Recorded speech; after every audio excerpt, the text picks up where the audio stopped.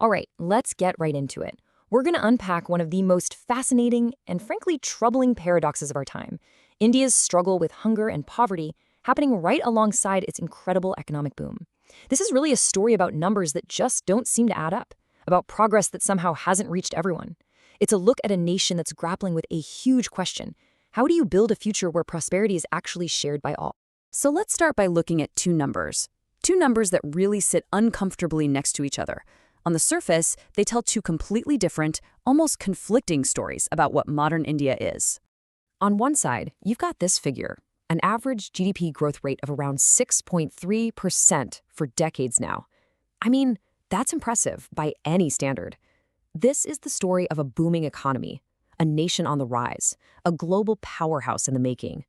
You know, the India of bustling tech hubs, gleaming new infrastructure, and ever-expanding wealth. But then you have this number. India is also home to 234 million people living in what's called multidimensional poverty. That is the highest number of any single country on the planet. So you have to ask, right? How can both of these things be true at the exact same time? And that, right there, is the paradox we're here to unravel. This quote from Nobel laureate Amartya Sen, man, it just hits the nail on the head, doesn't it? It perfectly captures the idea that if we really want to understand this paradox, we have to look beyond just income. Poverty isn't just about an empty wallet. It's about being denied the capabilities, the access to health, to education, to the basic things you need to live a life with dignity. So, if money isn't the whole picture, how do we see this problem more clearly? Well, the answer lies in completely changing the way we measure poverty in the first place, using a new tool that gives us a much, much deeper understanding of what deprivation actually looks like. So instead of just using a simple poverty line based on how much money someone makes, India is now using something called the Multidimensional Poverty Index, or MPI. The best way to think about it is like upgrading from an old blurry camera to a new high-resolution one. It doesn't just ask how many people are poor, it asks how are people poor. It captures all the different overlapping challenges that families are facing at the same time. So here's how it works. The MPI looks at three core areas of life: health, education, and standard of living. But then it gets really specific, using 12 different indicators, things like nutrition, whether you have access to clean cooking fuel, or even if you have a bank account, to paint a far more detailed, nuanced picture of what poverty actually feels like on the ground. And what this new, clearer lens shows us is that poverty isn't some uniform, monolithic thing. Not at all. It impacts different people in different places in profoundly different ways. Let's dig into the deep divides this reveals, especially when we look across regions and between genders. Just take a look at this table. It shows the massive difference in hunger levels from one part of the country to another. You've got Puducherry with a moderate hunger score.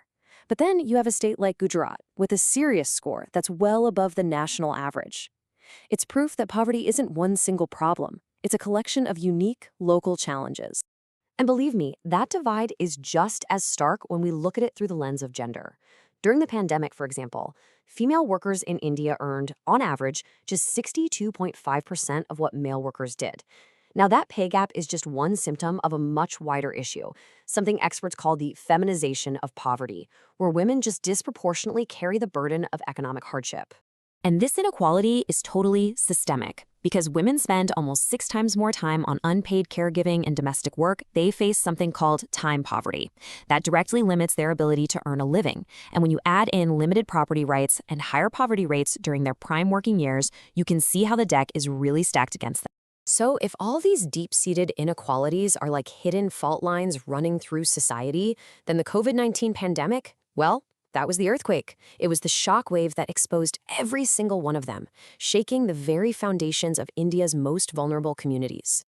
And let's be really clear here. The pandemic didn't create these problems, but it acted like a brutal stress test. It took all those pre-existing vulnerabilities in India's economy and its society and just magnified them on a scale that was pretty much unprecedented. The economic shock was just immediate. I mean, look at this. The unemployment rate shot up to nearly 24% during that first lockdown.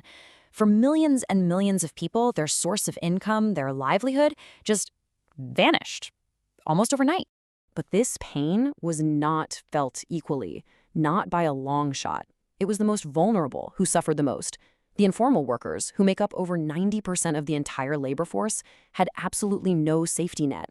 Rural families faced just staggering levels of food insecurity, and women were pushed out of the workforce at truly alarming rates.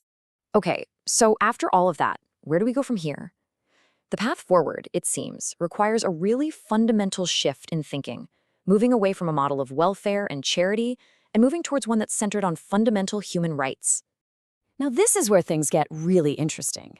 This powerful interpretation of India's own constitution completely reframes the solution. It's no longer about the state handing out charity, it's about fundamental, legally enforceable rights. The right to life isn't just about surviving, it's about the right to live with dignity. So what does this strategic shift actually look like in practice? Well, it's about moving from seeing the poor as just passive recipients of aid to recognizing them as active rights holders who have legal standing. It also means changing the goal itself, moving from just food security, which is about calories, to nutritional security, which is about quality, diverse food. And finally, it's about ditching one-size-fits-all policies and actually designing programs that are inclusive and respond to the real challenges faced by women and marginalized communities. And so, ultimately, it all comes down to this one critical question for India's future. Can the nation's incredible economic growth and the basic human dignity of its citizens finally move forward together, hand in hand? The answer to that question is truly going to define India's journey for decades to come.